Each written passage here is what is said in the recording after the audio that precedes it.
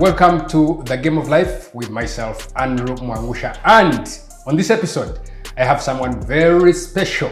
Someone, when you talk about football in Uganda, it really doesn't pass without his name being mentioned. This is a gentleman who played for Sports Club Villa, Express, and for those clubs, he made some controversial moves between them for about 45 times. And he represented the Uganda Cranes at the highest level.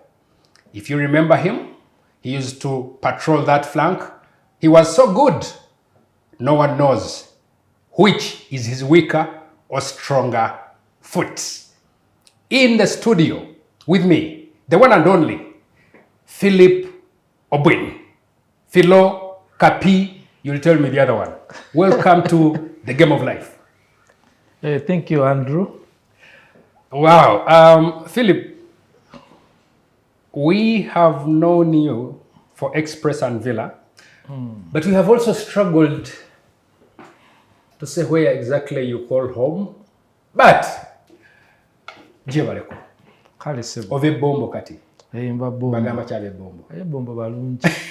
So, that question today is being answered.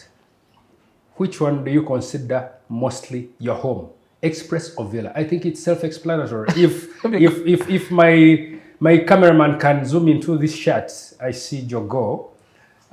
This is Sports Club Villa. Is it because you are doing some work with them now, or that's the real home in terms of club football? I started supporting Villa during my primary school days. In fact, I was supposed to have started playing with Villa when the late Gaige. I don't know if you know that the gentleman, he passed on. He was called Gaige. He was a coach. When I was in secondary school in Old Kampala, he phoned me and said, "You boy, I'm taking you to Villa."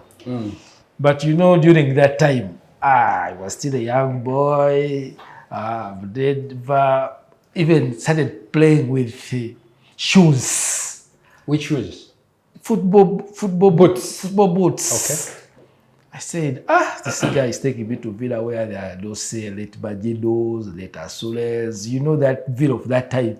During it was 80. It was 89, I think. 89, yeah. I said, I feared. You feared to go there? I feared to go there. And in fact, I disappeared. So that's not new. I said, I'm going to that club, the one I hear with all those players, the Vubias, the Majidus, the Asules. I said, how can I go there? I disappeared. So when he met me... How old were you at the time? I was in S1. S1. How old was I? Because... No, S1. I can relate. I think I was very young. S1. As I told you, even putting on football boots, I'd never. I put on my football boots in Old Kampala S1 when I joined the school. But first I played in my Kagere. So I said, I just disappeared. So when he met me again, he said, "You boy, where are you? I told you I want to take you to Villa." I said, man, I feared. The truth is I feared. But now he said, I'm taking you to Express. By that time I was in, I think, S3. I said, it is okay now. I'm ready.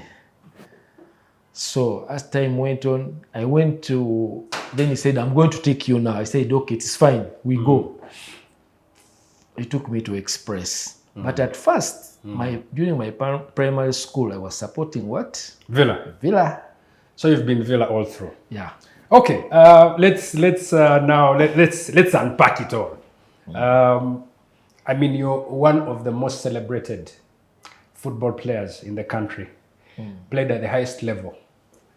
But we want to go back to where it all started. One, I greeted you in Uganda because you're called Obwin. Yeah. Clearly, that's not a Ugandan name. Yeah. That's from Teso, right? Yes. You do not speak that language. Where did you grow up from? I grew up at Buganda Road Flats. I started my primary at Shimoni Demonstration School. So basically, we were in Kampala. And during holidays, we used to go to the village in Kayunga, Bugerere. That's where my grandies stayed. But for them, they knew Iteso, and on my mother's side, they knew Chapadola. And they were neighbors. So we went to the village, would go our daddy's side, our mom's side. Both our grandparents were neighbors. So that's where we have never gone to Teso. We don't know where. You don't know the village. You don't know whether you have a home there or not. Yes, but the village we know is Uganda Road. No, Kayunga. Kayunga Bugerere is where we used to go. Okay. And they used to speak Luganda. Whereas our father knew Iteso and the grandies also knew Iteso. But communication, when we were there, they would speak Luganda. Okay. Sometimes English. So you are at Uganda Road, of course. SC Villa and the Express were in Kampala. So you supported Villa growing up. Did you get a chance to watch football matches involving Villa as a kid? Yeah, of course. First of all, when I was in primary school, I would not watch. But when I entered secondary school, we would watch because at least we could go to the Nakivo Stadium. You be there like a kid. Somebody says, "You boy, come." You enter free with somebody's help. So we got interest. We'd see those teams, the Villas, the Express, KCC during that time, and those teams were really strong. And we were kids. So that's how I got interest. Of course, I was playing football at my primary school during our school days. Primary football was there. We had big grounds. We had junior teams. We had open. They would measure you with the sticks. They would put a stick. There was junior. There was open. There was intermediate. There was open.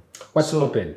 Open is where somebody who's taller than the minimum, where they have said this is the size. Even if you are taller, you play in that open. Okay. If you are below that say centimeters, you fall in the intermediate. Then you fall in the junior team. So we play school football during my primary school. I was a winger. I was playing 11. Then when I went to Old Kampala, because I did my P7 in 87. So when I went to Old Kampala. So before you go to Old Kampala, so you're at Uganda Road Flats. So where we stayed. I don't know what it looked like at the time. Well, I'm seeing flats. Was there ground to play football or something? Of course, there were so many grounds. Where Chisozi House is. Yeah, I know that. It was a ground. We used to play at Buganda Road ground. Do you know that road, Buganda Road? There's a field as you slope. There's a ground there. I know that. Yeah, we used to play from there. It's actually still there. It's still there. Yes. We used to play from there because Buganda Road Flats are along that lane. And it's not far. So we used to play from there as small boys.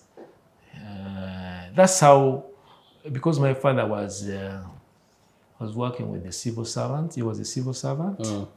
So people who worked there were given those flats until we left when he died. But we stayed there for quite. So for you, it was school, football, eat. School, football, eat. Of course. That's it. Of course. Did you think that you'd play football like that? Did that thought? No. When you were playing, I remember as a kid when we were playing, there were all these small rucksacks with Maradona at the back. Or we would say Eddie Batambuze, because you'd hear these names on radio. So as a kid, which player was in your mind as you were playing? Like, which player did you want to be? During my primary school, I didn't know any of those players. We were just playing for fun as boys. You know, boys. Football is a boys' game. You just play football. You come from school, Play. you just go and play. You don't know whether you'll become a footballer or what, but we're just playing football. And I never knew anybody because I was still young until I got into secondary school. That's when I started going to watch to watch games. Then I got interest because I would see these great players. Yeah. You are in primary school at Shimon, a demonstration. Of course, you made the school team, did you? Of course. As I told you, we had the junior team, we had the intermediate, we had the open team. We had 3 categories. Yeah. Which position did you play? I was playing as a midfielder. It was called number 11 by that time. On the left flank? On the left, yeah. Okay. Yeah, we had competitions, primary schools. We used to walk from Shimoni, you go up to Makerere on foot, but you are going to play. We used to go to Uganda Road. We used to go to Bat Valley. I think you know those schools. Yeah, so we had primary school competitions, football. And then you finish primary. Where do you go next? I went to Old Kampala. Okay. 87. 88, I was at Old Kampala Senior 1. Yeah. Immediately you were in the school team? Of course, when we reached there was interclasses. Okay. S1. That's where they saw me in my barefooted Kagere. Hey! You were playing barefoot at the time? Barefooted. Okay.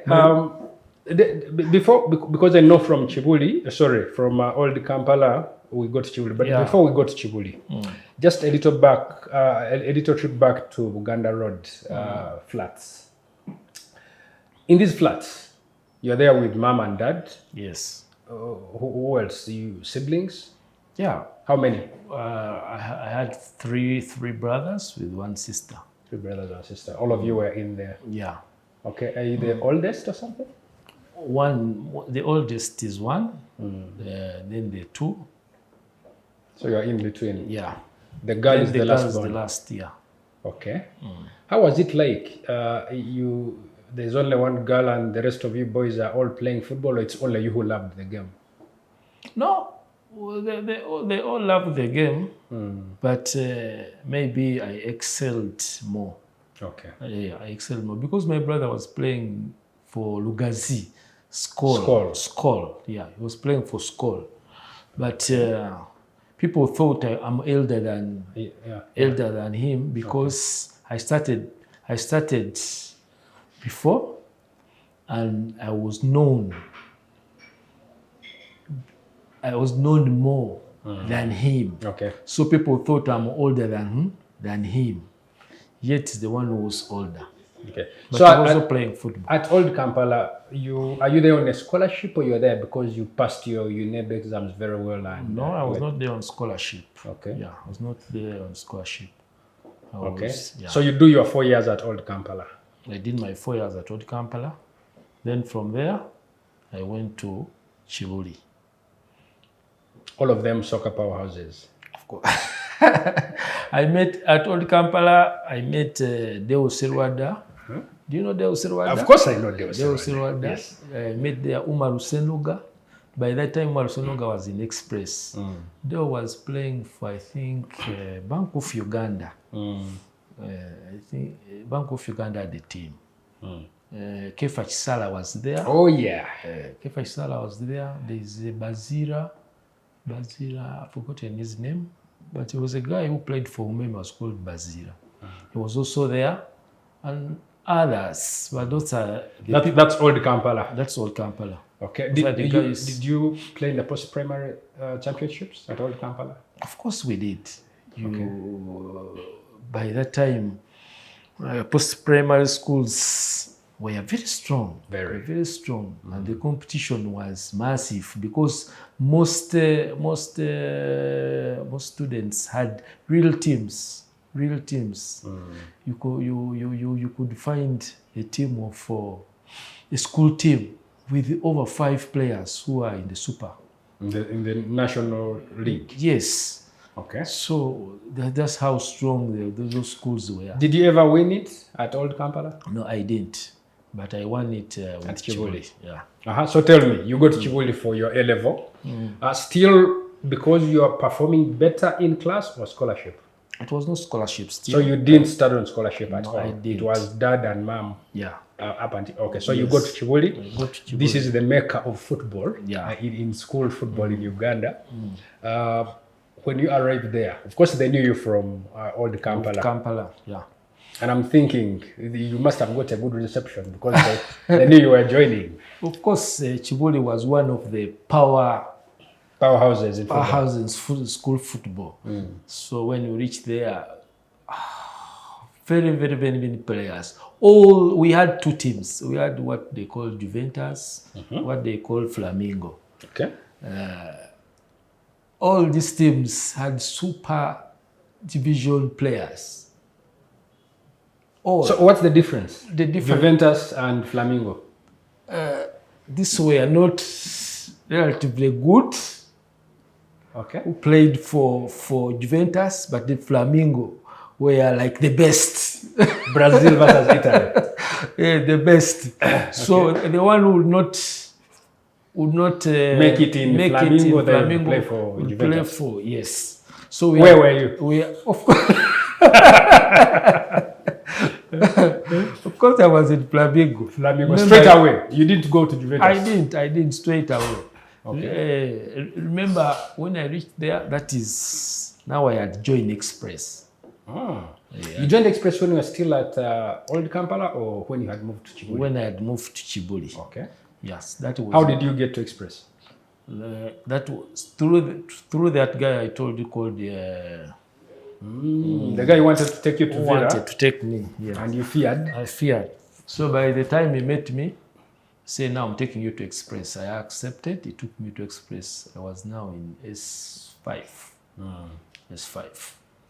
Okay. Yeah. And at Kibuli it was known, super division players, you could leave anytime. Yeah, we could do, after studies, like at 4, we were given that time because teams used to train in the afternoon. So you move out at 4, you go, then you come. So where are you going at this time? Was it Wankulukuku? I'm going to Wankulukuku. Okay. Yes. So Express is giving you transport? Yes, I'm given transport. I was even given salary. At Express? At Express. Well studying. Yeah. Hey, super stats school, eh? Not too much, but it was enough because responsibility was not that that big. Okay. So it was enough for me. Okay. Yeah. So you at Kibuli, you are also playing. When did you win your post-primary at Kibuli? How many did you win? Exactly 93 and 94. All of them? Yeah, all of them. All those years I was there, we won. Because I was there 93, 94. Okay. Yeah. And we won one in Mbarara, that Kacheka. I remember that Kacheka Stadium. We traveled with our lorry. We had the lorry in Kibuli. You sit there with your mattresses behind all of it, and we moved in our lorry. There was no bus, but of course, you know, it's fun. It's fun. It's fun. We won there. Then we were in the northern part. I don't know, Lira. I don't know, was it Lira or somewhere? But somewhere in the northern. Yeah, we won twice. The only places you've been to and haven't won a title are perhaps Old Kampala and Nalubaale. Yeah. The rest you've been winning everywhere you've gone. Yeah. We'll get to that as well. So you do your A-levels from Kibuli.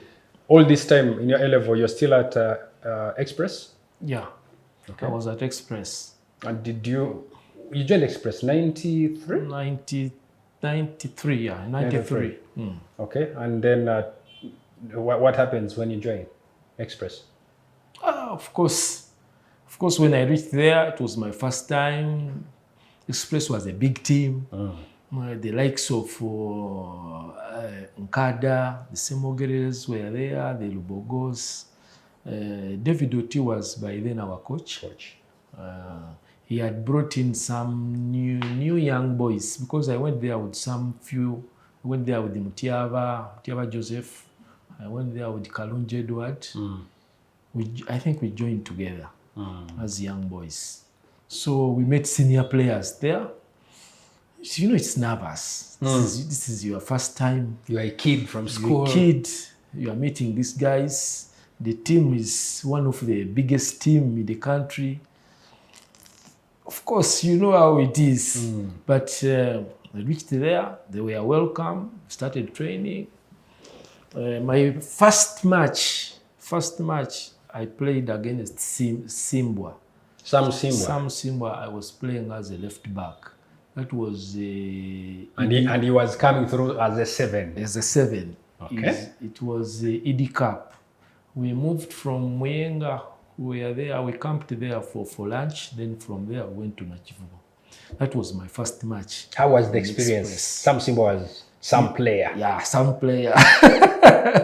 Some player. But of course, as I told you, I also managed to contain him. I don't know how good I played, but at least we managed to win that game. That was my first match in Express. It was so exciting, but we won the game. Did you know Sam Sseppuya as a young player? You are hearing about these guys on radio, and now you're facing him. Yeah, I knew him. Did you talk to him? No, I didn't. Yeah, you didn't. I didn't. Okay.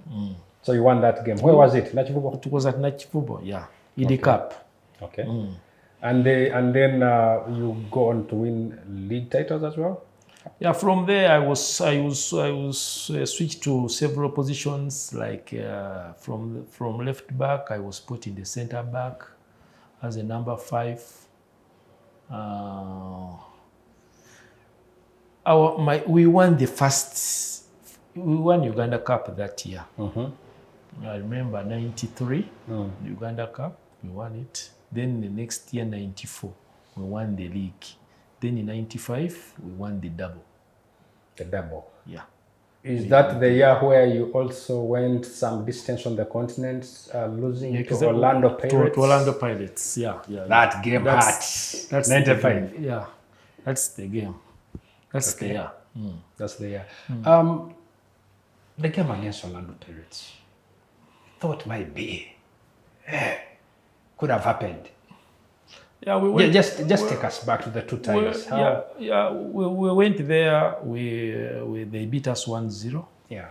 We had a strong team, by the way. Fred Tamale was there as well. Fred Tamale was there. We had a very strong team, 90, because at least by 93 we were winning. We were winning. At least we won a trophy. Because 93 we won, 94 we won, 95 we won double. So our team was strong. We went there, we lost 1-0. Then we came to Nakivubo. The stadium was full. And you are thinking, we are going to overturn this. Of course. We had the belief in ourselves. We had people who would overturn the match, who would do a difference. Like you said, Fred Tamale was in that team. We had Willie Chambade was in that team. And those were great guys. And there was you? Of course. Of course, I was there in the center back. We played. I think it is Al Nitre. Nitre Andrew scored. So it was 1-0. We are 1-1. First half, second half, we played. It was almost, the match was almost ending. They let Chirinya fouled down there at the Kirasha wing. I think we were even, in injury time. So the referee blew. It was a free kick.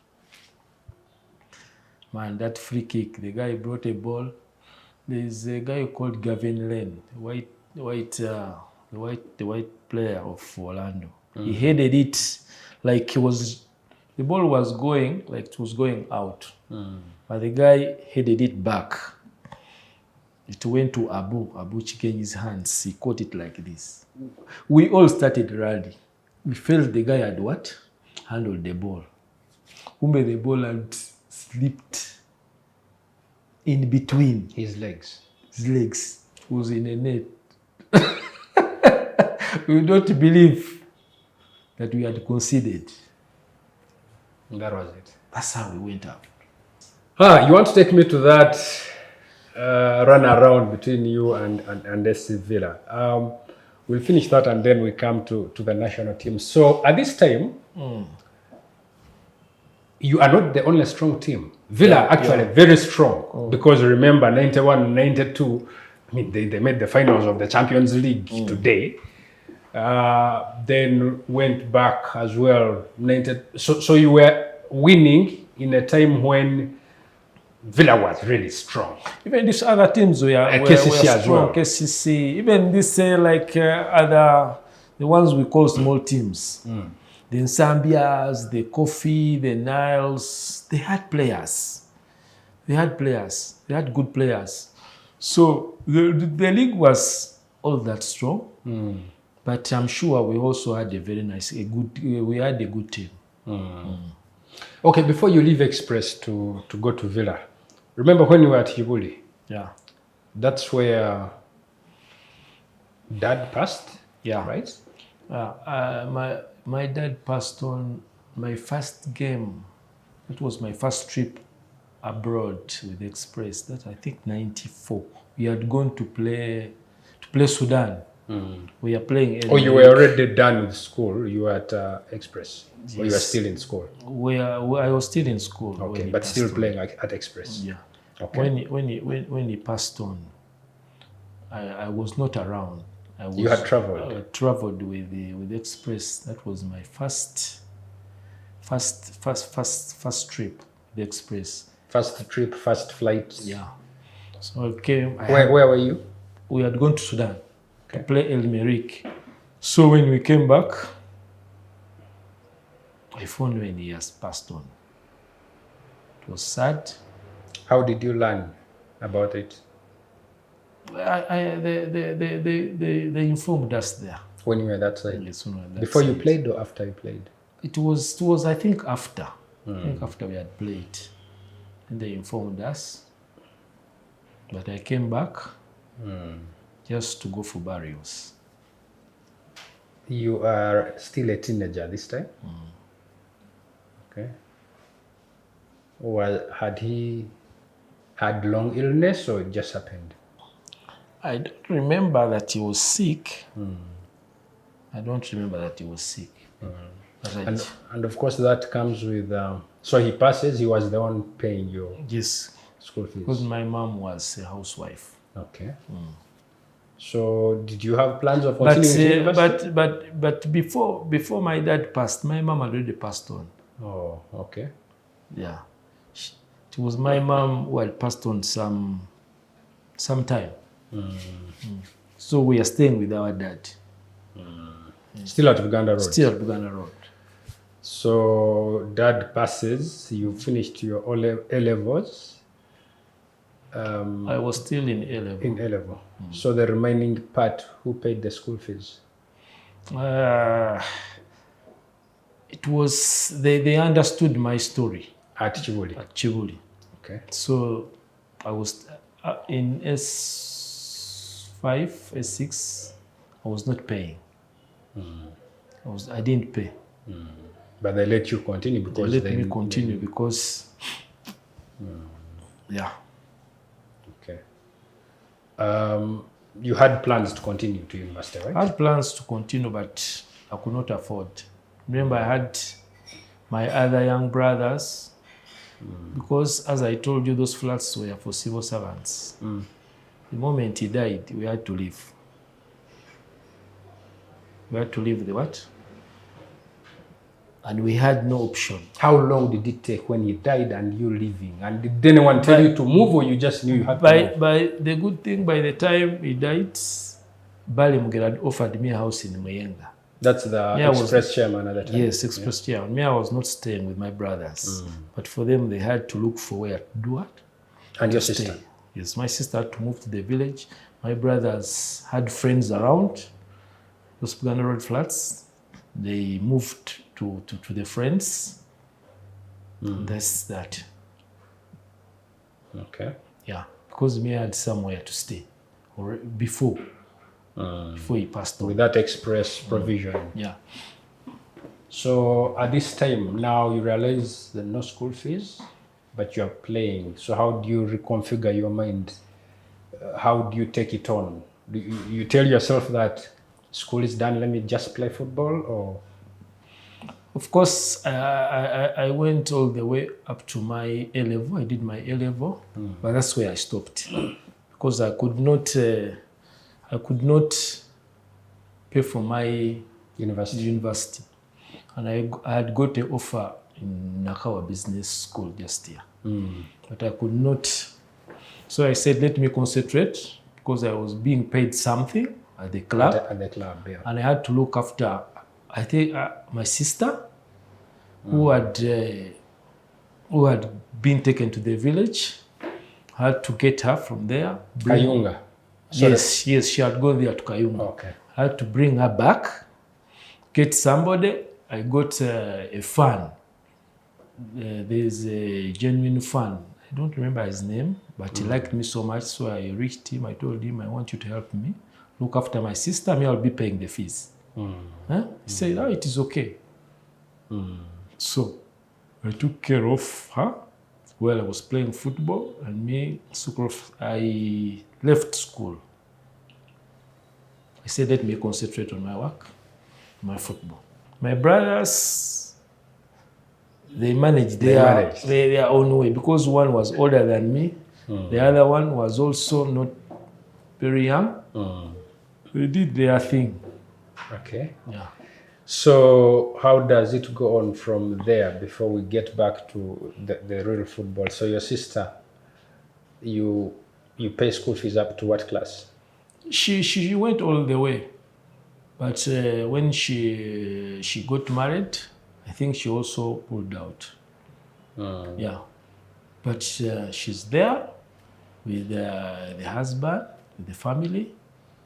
I think she respects that. Because even the reason, 95 when I went to UK, the reason I came back was because of her. I could not leave. There's a player called Karama where with him, he was in our goal. He was in UK. He told me, stay, don't go back. After I'd gone for those trials. We'll get to that. This fan that helped you stay with your sister. The fan is a gentleman, right? Yeah. He was a gentleman. You trusted him with your sister? Yeah, I trusted him. Okay. I trusted him. He was honest. He was a married man. He said, no problem. Okay. Yeah. And then back to the trials before we go to Villa. So you get an opportunity to go and do trials. You're still at Express, right? Yeah, I'm still at Express. Tell me about that, because at the time getting trials in the UK was hard. It was hard, but how did yours go, and who gave you the opportunity? We had a gentleman from Nairobi. He knew my playing career. He was following me. He knew how I was playing. He was following me with Fred Tamale. So he came out and said to Express guys, I want to take these guys for trials.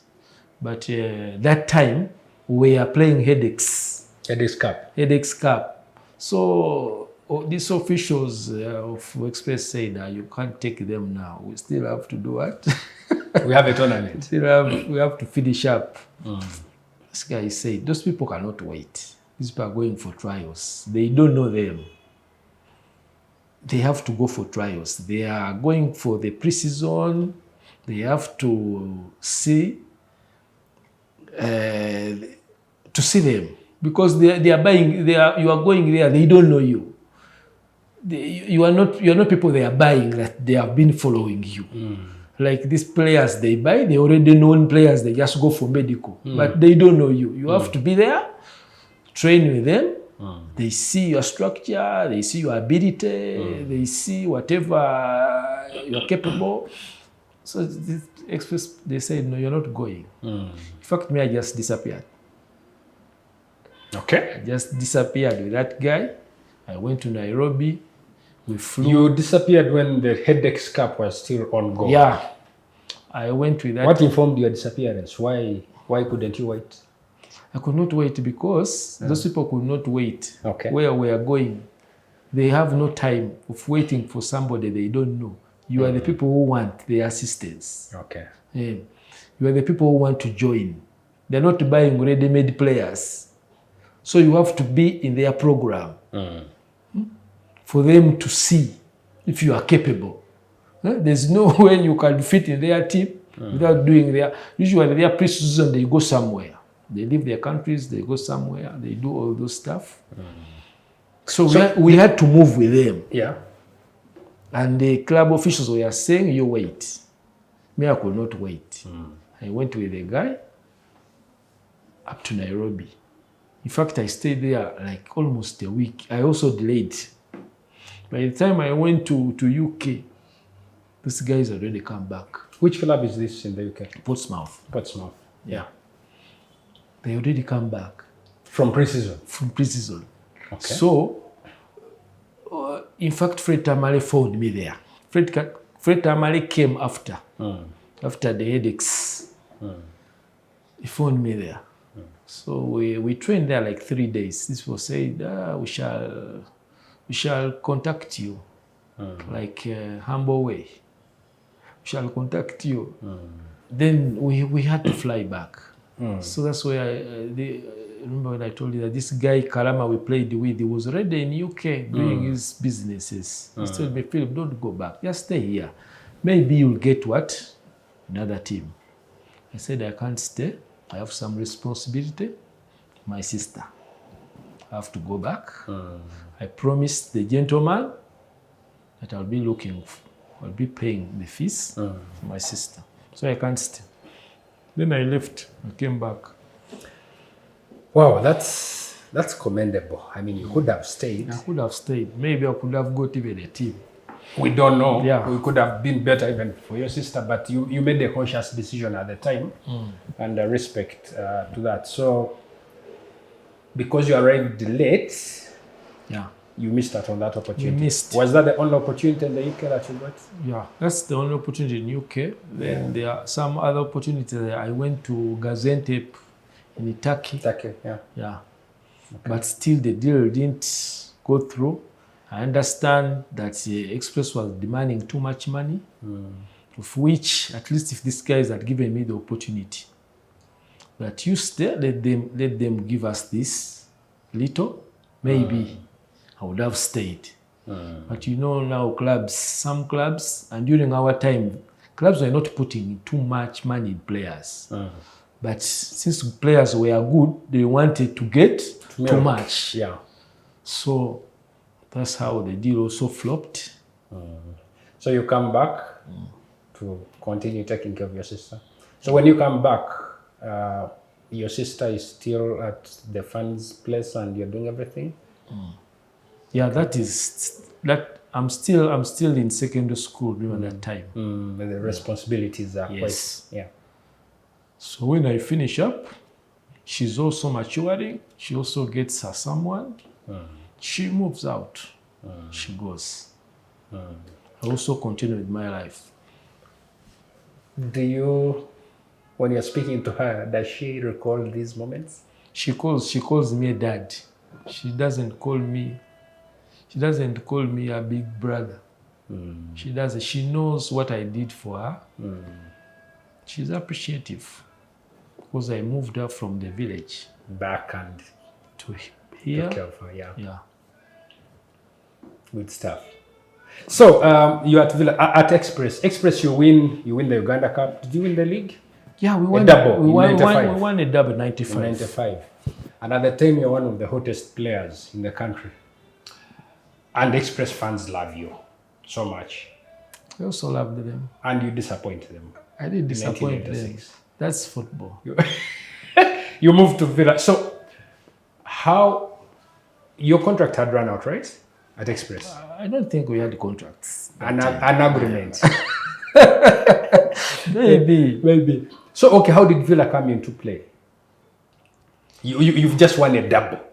You must be thinking next season now we need to go for everything. But then you moved to Villa. How did it happen? Who contacted you first? How did the deal? The main reason why I was disappointed somehow after we had lost that game Against Orlando Pirates? Pirates. Okay. The money we were given, remember we are out.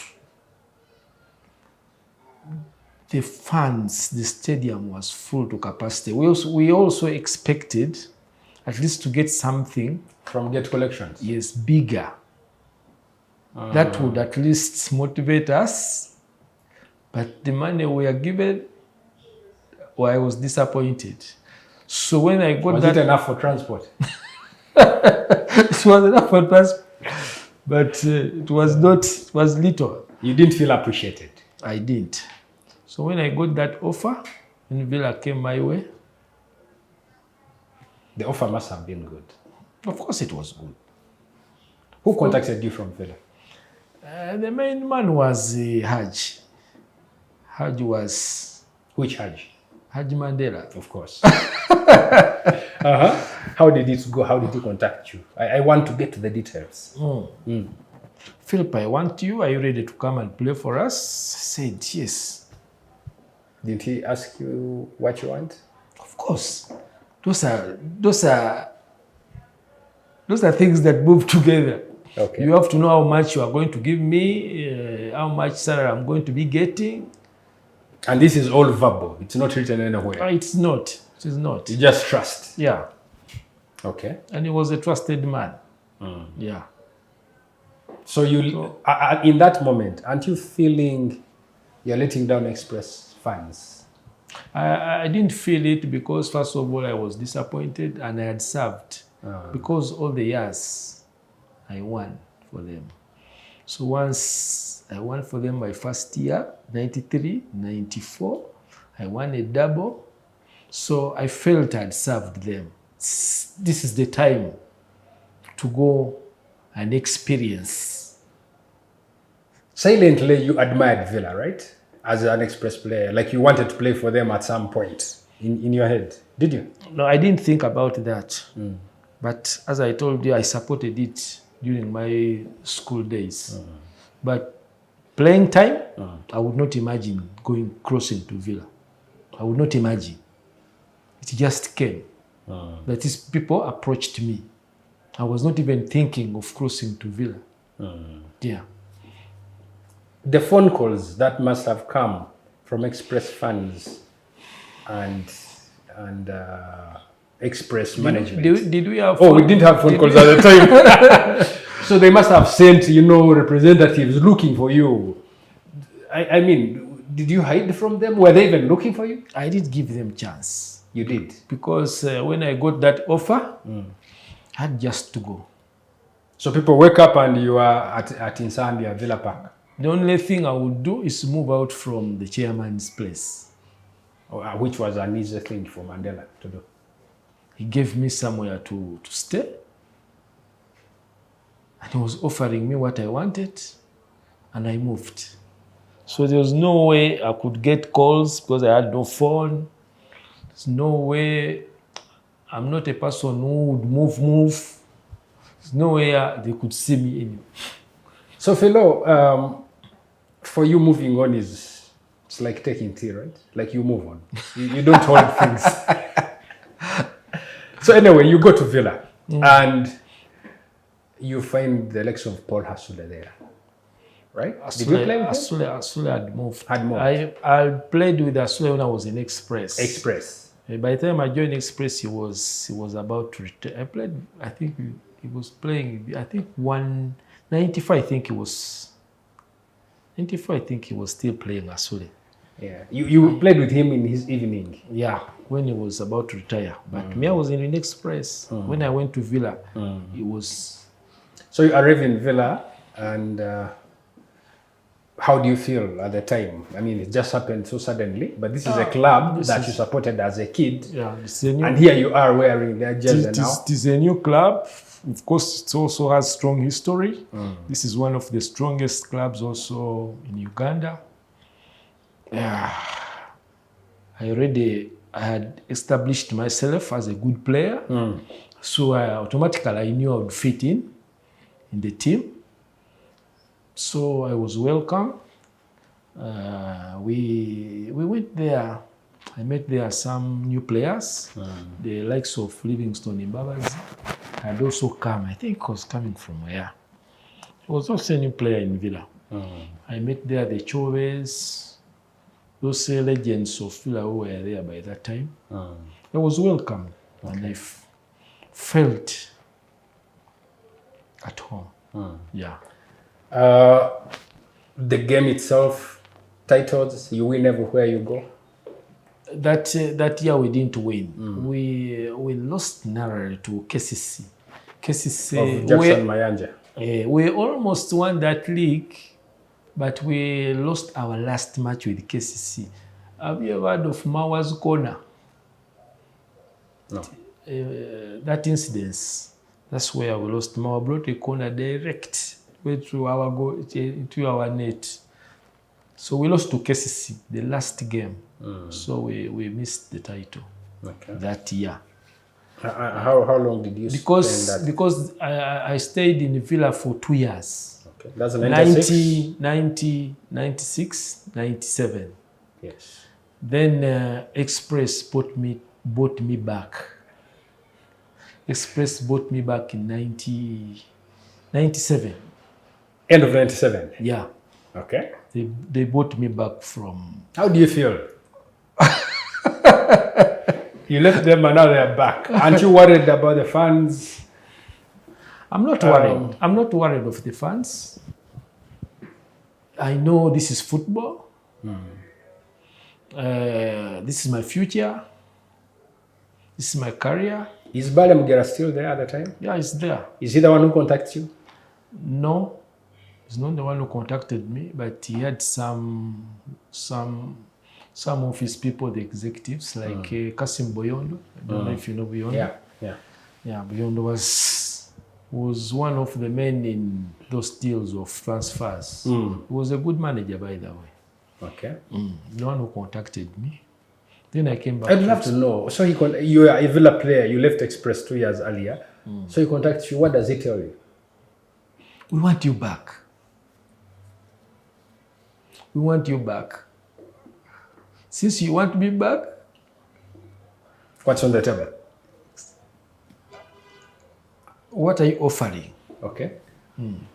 So you are not afraid of disappointing Mandela? Was he offering anything to counter Express? We didn't sit. I usually never sat when I was leaving. I would not give these people the chance that I'm going. What are you offering? Yes. You just move, make your own decision. Just make my decision and move. This whole point of being so independent in decision making, should I say, came out of losing Dad earlier and assuming responsibility, so you thought you had everything within yourself to decide your destiny? I think I would decide for myself. It was not because of losing my dad, but I thought I knew what I wanted. And I knew in football, time is going to come when you're nobody. You knew that when you were playing? I knew. Okay. It has time limit.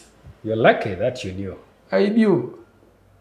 So I knew you have to plan earlier. And these are the chances that you don't need to regret. I wish I had done this, maybe. So Boyondo approaches you? Approaches me. You go back to Express. This is end of 97? Yeah, this is end of 97. So I go there, I play 2 years. Phil again approaches me. 99. 99, 2000. I think that is Micho's. Micho had come to Villa. Yeah. Micho Srejovic, yes. Yeah, because I went back to Villa during Micho's what? So who approaches you? Micho? No. Micho, who approaches It's you? not Micho. This is again Haj. Haj. Oh. So this tells me that you were very consistent and playing top class football. Exactly. To the point that every other season, this club feels, no, we need to have this guy. They did the service. We need. Okay, that's quite interesting. And I was dedicated to what I was doing. So you go to Villa now to start a very successful run. Because Micho won 4 in a row, right? Yeah, we won with Micho. We won double with Micho. We won double with Micho. That is 2000, what? Because Micho won 4 in a row, but Villa won 7 in a row. So 2000 is your first season when you returned to Villa, Dam Express. So with Micho, what's the difference with the coaching that you found with Micho and from your previous clubs? Of course, the philosophy, the trainings, Micho now was bringing in the tactics. Before it was just being fit and using your natural ability. Yes, natural ability, and you play the game.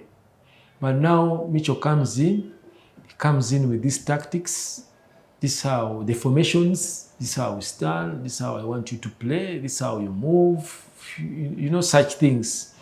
During these other coaches, they would just tell you as long as you are fit. Huh? And that's how we used to play. A player is fit, you are just putting fitness. The rest is yours. The rest is yours. Okay. How to pass, how to dribble, how to do all those So stuff. it was all natural ability. Exactly. If you are good, you are good. Just be fit. You are good. Just be fit. Now we go to Villa. Coach comes in. He tells you, no, I want you to play like this. This is the formation we are going to play. This is the systems. You start hearing of systems. Huh? You know, such things. So that's the only difference. And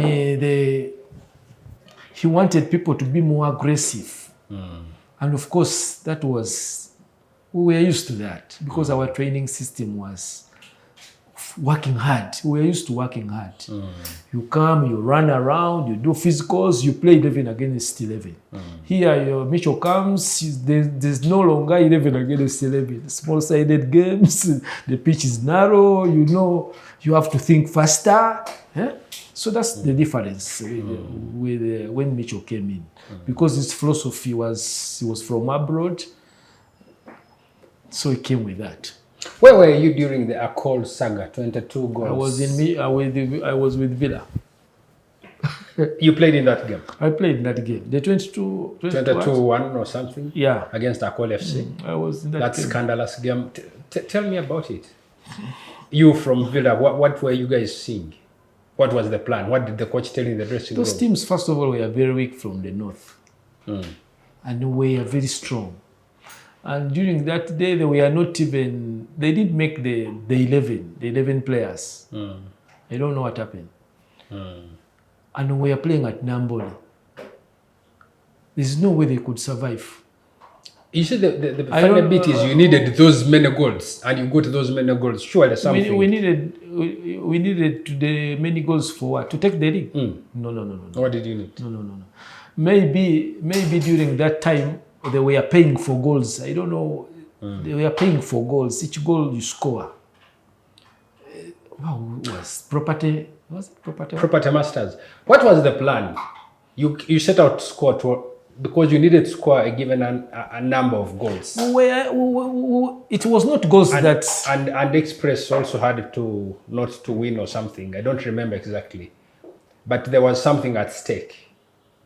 whether it was there, what I'm telling you, Villa was very strong that time. But not for 22 goals. And those teams were very weak. And they could not manage Nambole.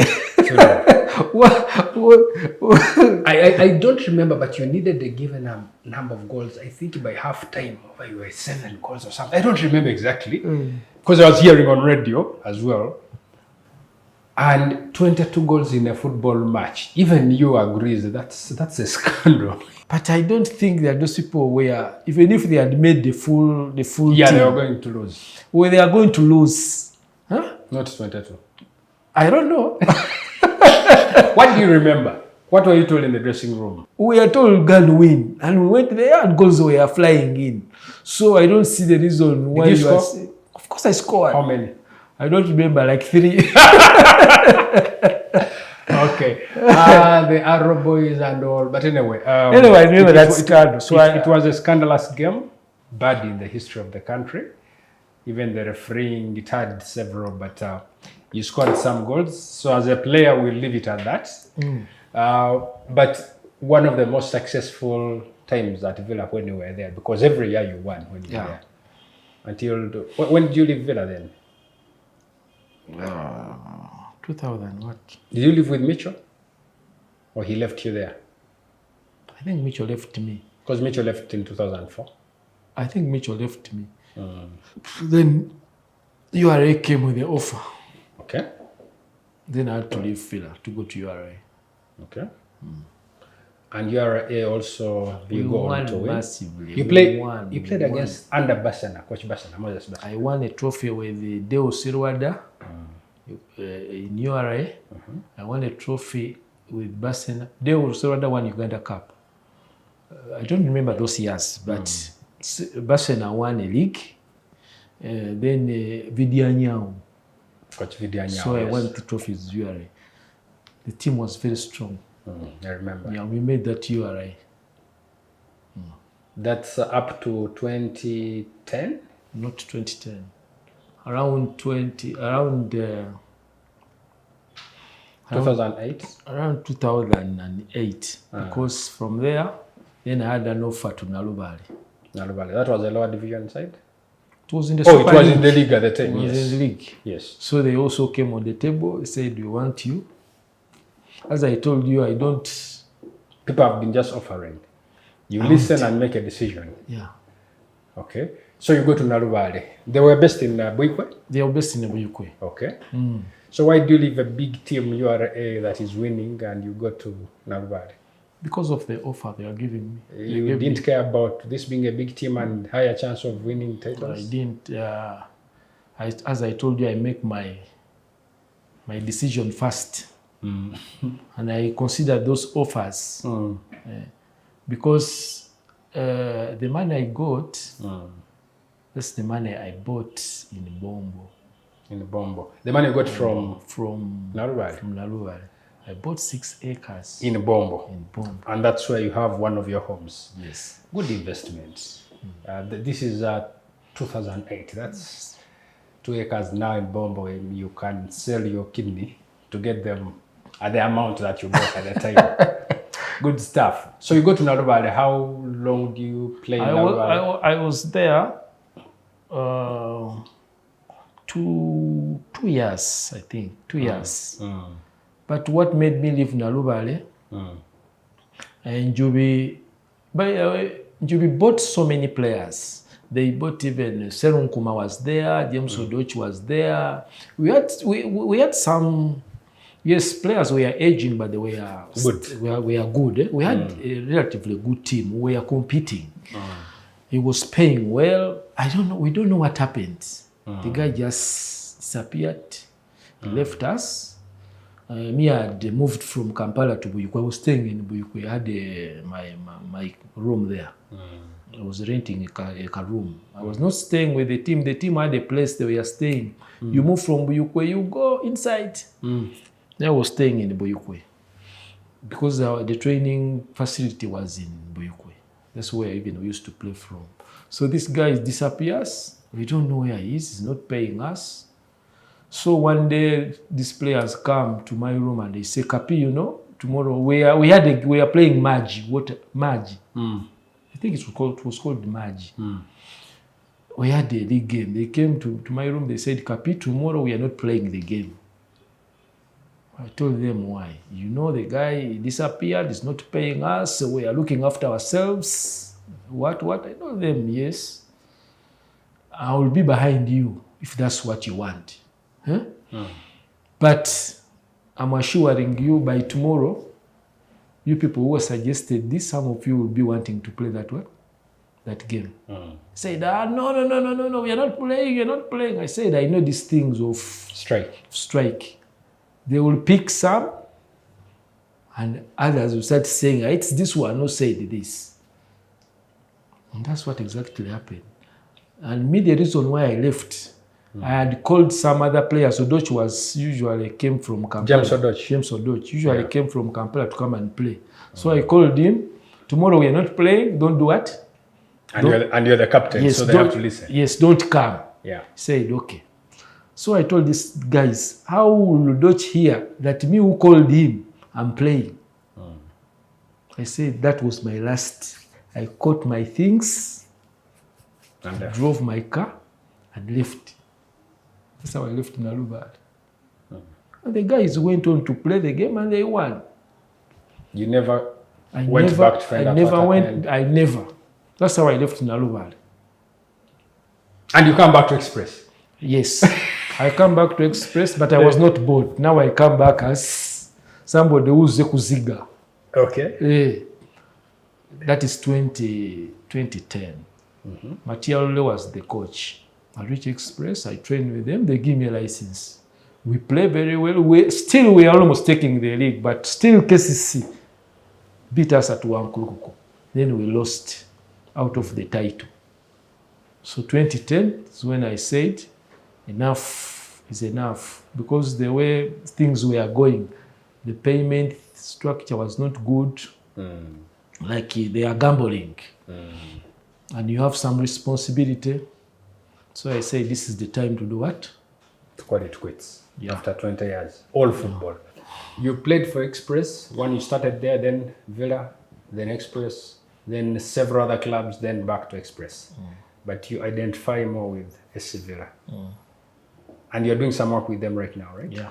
What are you doing right now? I'm on their technical team. Technical team. Okay. Let's go to the national team. We've been in club football.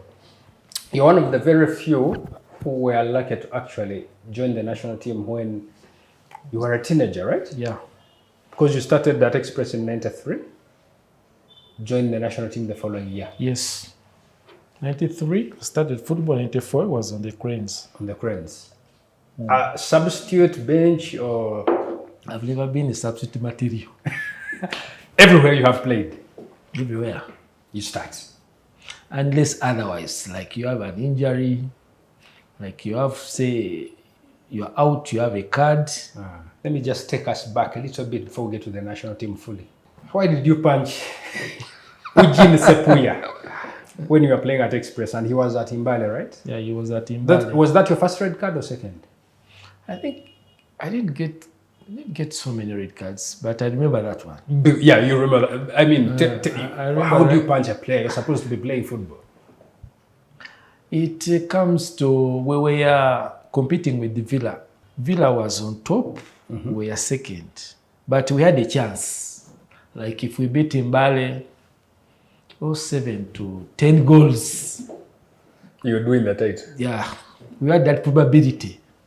But of course, it is not possible. Remember, Mbale was also strong. They had good players. They had these foreigners from Kenya. Those guys used to give us a headache. Mbale heroes.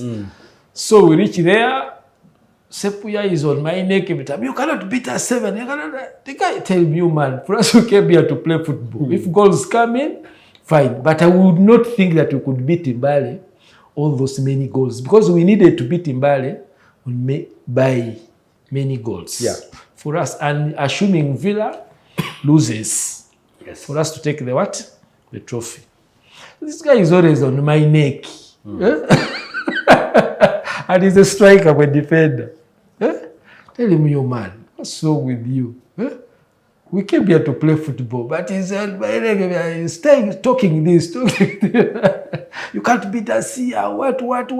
He wants to knock you. Like, say this Eugene guy. Sseppuya. He's an agent. He has an agent, and now he should watch this and remember. So what happens? You get enough of it? I get enough of it. I'm pissed, and I punch the guy. Like real punch? Like a real punch. Where? No. Yeah, I think somewhere here. Okay. I'm not scared of the referee seeing me. It is. You just had enough, and you're Yes. like, let me deal with This this. guy, what's wrong with this guy? He's on my. We also know we can't, but he's talking too much. I punch him. My friend fans were almost killing me. Bad fans. He escorted me to the dressing room. So you expected you are red? Of course, I did it intentionally. So I punched the guy. The guy falls there. I don't know even if he was. I punched him badly, but You don't know whether you continued or not? I don't know because me I was escorted. I left when they are treating him. Did you ever talk to him after that? We never used to talk to players. I don't think I ever talked to him. Well, Up to today? I don't think he was not my colleague. Okay. Not in bad, but You were not close. we are not close. Do you regret That was football. Do you regret the punch? Of course, I regret it, but that was football. It is not that if we meet, You can't say we that. can still shake hands. That was football. Just football. Okay. Let's get to the national team.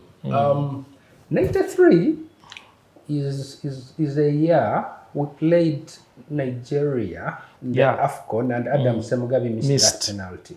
Were you part of the team? No, I was not. I You was were at just school. trained. I You were was at school. In fact, I had that game. We had gone for field work in Rugazi there. This tea factory of Majan. We had gone there for some field work. I had that game as we are missing. That is the year I think most players were Retiring? no, they cut them off. Then us, we You guys came came. in. Yeah, 94. So you also heard of it like the rest of us? Yeah. Okay. I was here in that game. And then we had several encounters, trying to go for AFCON. It looked distant, yet we thought we had a good team. Why would you say? We usually had a good team. All through your time, actually. Yeah, we had a good team, but our problem was the organization. Our organization was awful. Very bad. The way we dressed, our preparations, payments, flights, and we are playing these teams who were organized, the Egyptians, Nigerians, Tunisians. Their business was just to play football. And for us, we had issues. Yet we had also good players. But the disorganization in our mobilization was not good. The way we prepared. Before you could go for a flight, players say we are not going, there's no money, you are going to be delayed, either you are going to fly, you are going to Tunisia, you first fly to Europe, you stay there for days without eating, without anything, then you fly to, we are disorganized. So that's the main problem with our team, what failed us. Yeah. With more organization, you think you should have made AFCON? I think with this organization of nowadays, I definitely think we would have. What's the difference? The difference is too big. These people even go for friendlies, international friendlies. They camp, they are paid well. It's only their performance. The problem is their performance. But organization, it's wonderful. And that was the biggest problem during our time. Yeah. In terms of ability, looking at the players, of course, it's a tough question for you as a player, but your generation and the players today, what's the big difference? Difference is too big. Even you know. No? You know? Tell me. Let me ask you. Is Manchester the same? No. Not at all. The two Manchesters can't recognize each other. Is Arsenal the same? No. Is Holland the same? No. Is Italy the same? No. Even Brazil is not the same. Is Brazil the same? No. Is Villa the same? Actually, no. Is Express the same? You can't match that generation with this generation. And it's worldwide. It's worldwide. Yeah.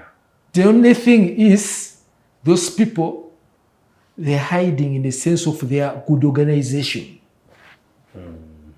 But if you start bringing player per player, you cannot. I like the way you bring it. You cannot. It's not just here. It's not just here. Even Nigeria, I mean. Yeah, Nigeria. The Egypt. That South Egypt Africa. That won all the... It's not this Egypt. The Abutrikas. The Abutrikas. It's not this Egypt. Yeah. Holland, we are only talking of Van Dijk. He's the star player of Holland. And that's it. The Holland had the Gullits, the Van Basten, the Seedorfs, the Edgar Davids. We are talking about Holland, Van Dijk. Italy has failed to qualify. How? How can Italy fail to qualify? But now it fails. So the difference, perhaps, like you said, it's in organization. We might not have that star quality now, but because there's a bit of organization. We are fitting. I hear you. And if you go back, still these clubs we are playing, these teams, they are not of the Nigeria of now. It's not that one. Yes. The Egypt of now is not that one. Okay. And since we are also organized, we now have even friendlies. People are paid well. People move on time. We are camped in Morocco. Exactly. In this international break of just friendly. Just friendly. Us going to play a real match was the tag of war, no money. Does that explain why you guys were smashed so many goals? I remember when Tunisia, by halftime, Tunisia was, I think, 4-0 up. Yeah. The late Fred Tamale was in goal. Were you on that team? I was on that team. And then at Nachi Football, you were promised funds. I don't know how many goals you considered to. So it was an aggregate of 8-0 aggregate. So that Tunisia match, what was the problem? As I told you, organization. That's 98, right? Yes. 98. That's what I told you. Organization was very poor. The motivation. People would go while they have already had issues. We are playing, we are not playing. We are playing, we are not playing. We are flying, we are not flying. First, give us money. Such issues, they affect you. You are going to play, as I told you, you are going to play in Tunisia. You first go to Europe and you sleep there for 2 days. Not in a hotel? Not in a hotel, on those carpets. Yeah. Then you fly. You go to Europe, then you fly back to Africa. You are going to play an organized team. What do you think? And on top of that, the material they had. As we had the material, but because of the disorganization, we could not match. And then also we have some of our star players who were not sure we're going to play until the final day. They arrive, they are not arriving, they are sure. There's a story of Livingstone in Babazi. When he was playing, Babazi was when we played Rwanda. Yes. The Rwanda, the 2000... I think the Rwanda game. Yeah. That game that... we will get No, it was not Rwanda. It was not that. It was Ghana. Ghana. Yeah. The one where you stole the show. We'll get to that. Before we get to the game. Why did you say I stole the show? You brilliantly stole the show. We'll explain to that. So Livingstone Mbabazi is one of our stars. Yeah. Of course, Ghana, they have their stars. Was Montoyos in that team? The Kofus, they had so many. No, Montoyos is not. Was he? That's not Ghana, Montoyos. I'm just maybe mixing up things. The Kofu. Samuel Kofu, yes. Sami Hipia. No, not Sami Hipia. Sami Kofu. Then we had guys who are playing both in German and the UK. Even Apia. You mean Apia, not Hipia, yes. Sseppuya, and then at the time, Bayern was really up there. Yes. And Sami Kufo was on top. On top.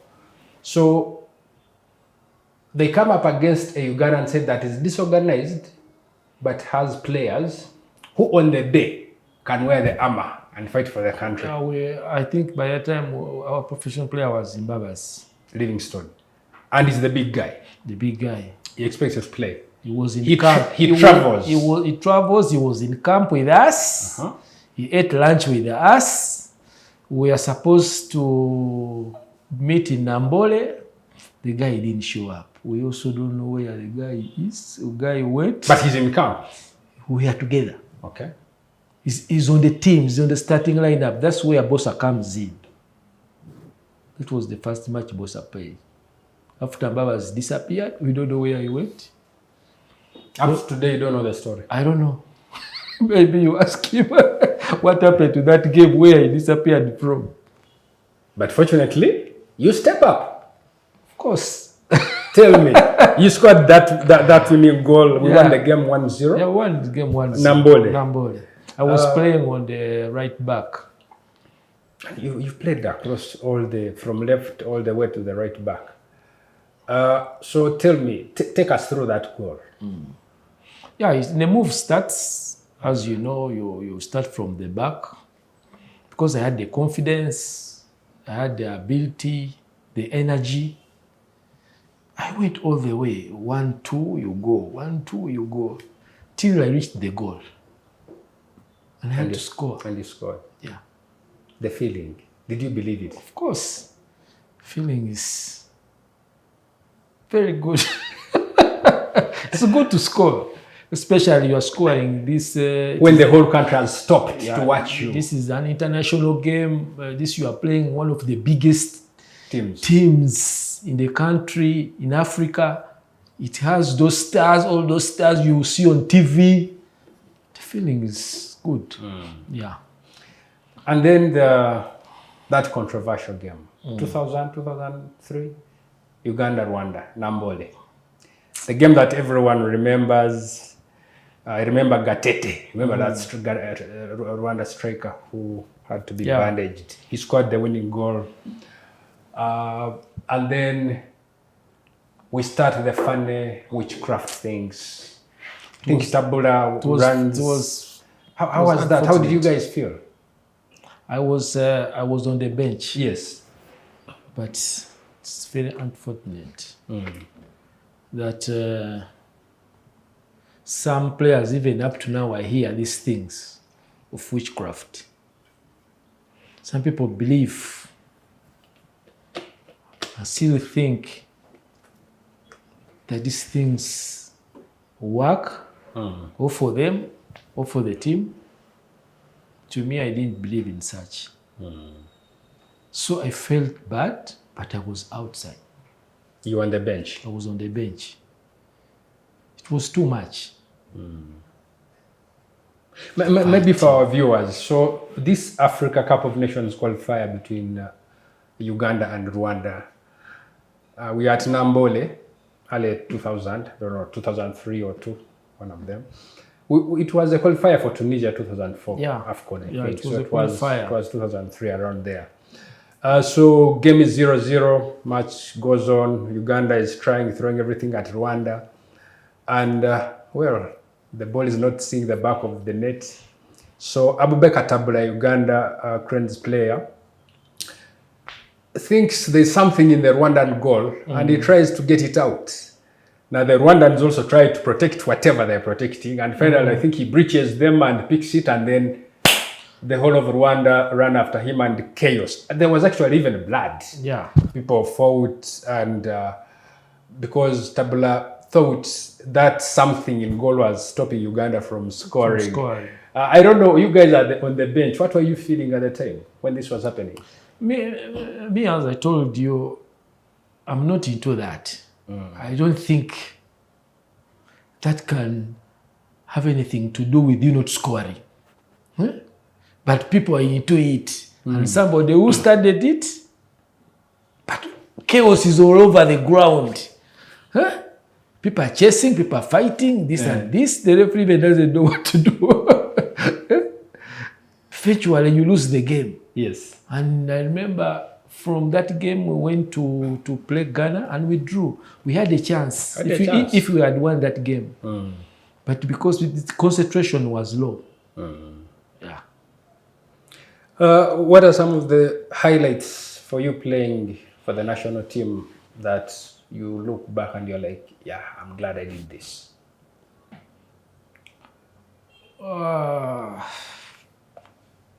Losing or winning?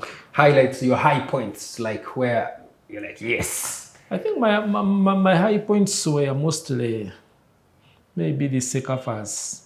Because if you play those qualifiers and you don't qualify, there's nothing. Whether I score that goal and still you don't qualify, it means nothing. Yes, it may stay in the records, but during the Sekafa, because I remember we won the Sekafa twice, Nakivubo, during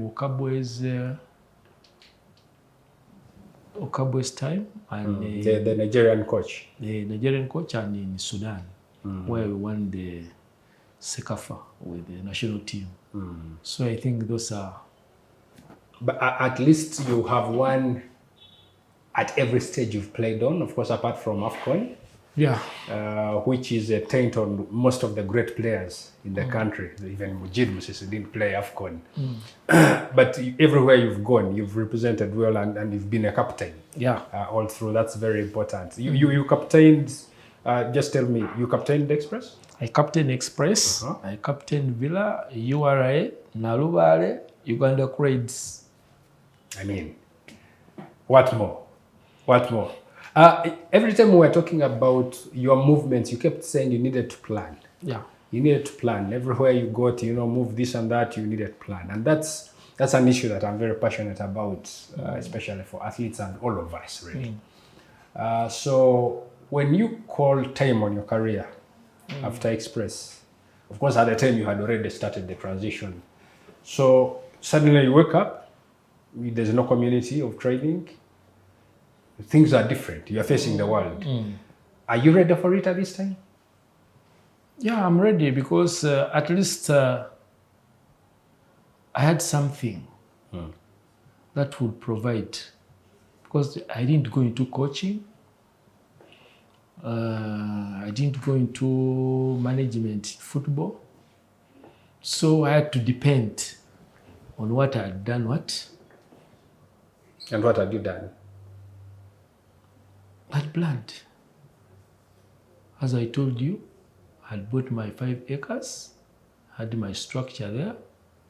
I have my house there with some rentals now. They are not yet complete, but I have some rentals in Rwanda. I have a house in Gangu. I have my Busabala. Okay. My first house was in Entebbe Road Roofings near Mogas. That was my first house, my first plot. Is it still there? It's there. So you have rentals in Rubowa, another plot in Entebbe Road, Busabala, that's a home, then also Bombo Road. Yeah. That's good stuff, Really good stuff. So you had somewhere to start. I had somewhere to start, yeah, exactly. And then, but you were supposed to, your body is used to moving, to action. Then if you have all these things, so what are you planning? To run them as a businessman?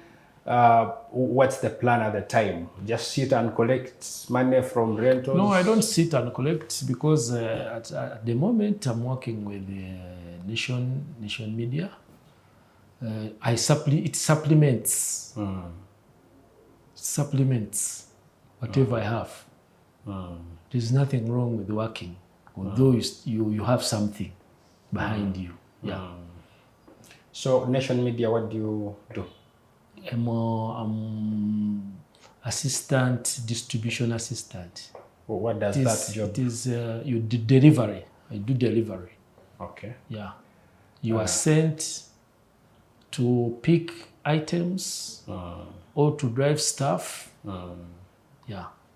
Okay. For some who look at that as not a job, in quotes, of someone who represented the country at the highest level, do they have a point in that? I don't see any point. This is a job. I have an SSF, I'm paid salary. So it is a job. So whether you are saying that I play to the highest level, so what is better, sitting and doing nothing? Yeah. Because there are other players who are doing nothing. So what is better? And the issue is that concept that people feel we all supposed to be in offices, sitting on the laptop. They think that is the most important part, but we all need each other. If I'm not say delivering for the company, is the manager going to deliver? We are all important. We are all doing something that contributes success to the organization or company. Love the way you put it. The maid is important at home. Yeah. You can't move with your kids to the office. You need the maid. Yeah. You don't see her as a maid. If she's not there, you can't move to the office with your family. She washes for you, she cooks. Who digs? You have the money. You need that person who digs the food. Who washes your car? Are you going to wash your car from after your office? You need that person. So everyone is important. You can't go to those loos when they are dirty. Respect that person doing that job. And that is the concept we have here. People thinking that they are better than the other because you are doing or you are sitting in the office. Yeah. So why do you say that because I played football, I can't work?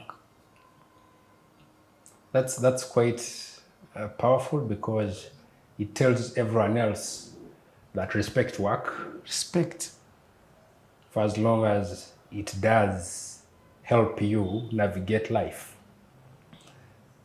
Here I have someone who played at the highest level in the country and club football. They planned, they have homes, they have rentals. They could actually sit home and just collect money, but that's not comfortable for them. They want to work. And for that, I'm proud of you, Philo. Thank you. I'm really proud of you for that. So that inspires people. Yeah. So that is the concept that someone might be and say, why does Philip do this? But I'm not on the streets. Yeah. I'm not begging for help. Yeah. No one is paying for you for anything. Don't worry. You have responsibilities. Let's talk into that straight away. Family. You have children. Yes. How many? I have 5. 5 children. One is in Budo. King's College. One is in Nabisunsa. They are paying over 2 million shillings, but I'm not earning that. How am I surviving? I have kids in primary school. How am I surviving? You have to bring everything together to make it happen. You see? That's why I keep on working. And I'm sure I've never been a failure in my life. And I'm sure I'll never be a failure because I keep on working. That's why you are staying young. Yeah. And you also have a role at the club, Exactly. at FC Villa. So clearly, you've transitioned well. You're just doing multiple things, not falling into everyone else after playing, they think coaching. But you're diversifying and you have several other things that you're doing. That's quite inspiring for me. And thank you so much for being very honest. Share this so that all the other people get it. The children, do you stay with their mom as well? Yes, I stay with their mom. How important are they in you getting out every day to go and work? Of course, they know the nature of my job. Their mom also knows. You talk to them. You know the way you bring kids by talking to them. You know communication is key. Without communication, everything falls apart. Yeah. But since there's always communication, we have phones. You can always call. I'm here. I'm going to do this. I'll be late. I'm not coming back because of this and this. Life moves on. How do you feel when you walk into, and this we've experienced together, you walk into the newsroom and these people have no clue who you are because they are not in your generation. But then, of course, you meet those who know you. How does it all happen in your head? I'm not used to talking about myself. That's one. Unless you know me or unless you bring football issues. But there are people there who said, remember the day you hosted me? On Sport Night. Sport Night. Yes. He said, you are the Phillip. We always move with you in the car. And we didn't know. They were surprised. I said, yes, it's me. But sometimes if you talk about yourself too much, people will say you are bragging. This man brags. This man yewana. You know, it's like we were wana. So sometimes you let people find out by themselves. Which I think they even feel more. They respect you more afterwards. Yeah. Than you every time I did this, I did this, I did this. I never talk about that when I'm at work. There is a guy one day I met. When I introduced myself, I'm Phillip Obwin. He said, why do you call yourself somebody's name? I just knew that this one doesn't know me. Okay. So there's no need even to explain that I'm the one because maybe my appearance, maybe my color, maybe my size. You are not in uniform. You know, people think if they hear that name, Phillip Obwin, somebody tall, somebody black, somebody. So when they see normal guy, they say, you can't be the one. So I just leave it at that because there's no need to explain. You will not understand whether you explain how. Yeah. So that's how I live my life. I never talk about unless I'm interviewed or somebody knows me or somebody brings about football issues. Even if you are talking about football, I don't talk about that I did this. Yes. We just talk football. So when you walk in a newsroom, those who know you, even at this time, many may not be knowing me, maybe apart from few guys who we always interact with. Yeah. And when you meet those who know you, but you absolutely have no clue about them, they are calling you by name and you have to pretend. It's very awkward. You have to pretend. Okay. Because it is somebody knows you very well and somebody is calling you your real names and for you feel like you don't know him. You have to pretend. Like, hey, how are you? Jebale. Like you have to be polite. Otherwise, it might be your fan. And then if you don't react, you say this guy. So you have to pretend like you also, because there are so many people out there who know you, whom you don't know. You walk on the street, somebody is calling you, somebody is greeting you. You just be happy. Hey, how are you? Like, I know you. But in actual sense, you don't know them. Yeah. Philo, thank you so much for honoring this invite. Welcome. For everything I've invited you, you have made it. You even came and ran at the Legends Marathon. I hope we continue that moving as well. And your story is a true embodiment of what really I'm passionate about, you know, empowering an athlete so that we remain relevant even after we are done playing. What are the plans for the future now? My future plans are me. I'm into like things I want to do. Establishing myself into these rental things. Real estate. I believe It's one thing that I can benefit from. They are not, they are demanding when putting the structure. But once you have put the structure, they are not so demanding. You don't run too much. You don't stress yourself too much. So that's my main goal. Whatever I get, I want to invest into those rental houses. It's my plan. It's my goal. Well done. Yeah. So we have a custom we called passing the torch. So pass the torch is you give advice to our next guest. Yeah. Whoever it is, you don't know them. Real life advice or piece of wisdom. What piece of advice or wisdom would you love to pass on to the guest that's coming on later? It's hard. But I think just to express or always tell your truth of your story. It may be of beneficial to someone. Or it may inspire someone out there. Their story. Thank you so much. You're welcome. You've been a great guest of ours. We hope to continue sharing this. And all I have to say is we are all living and playing this game of life. Thank you very much, Phillip. You're welcome. Thank you. Follow us, like us on all social media handles, but also press that subscription button on YouTube.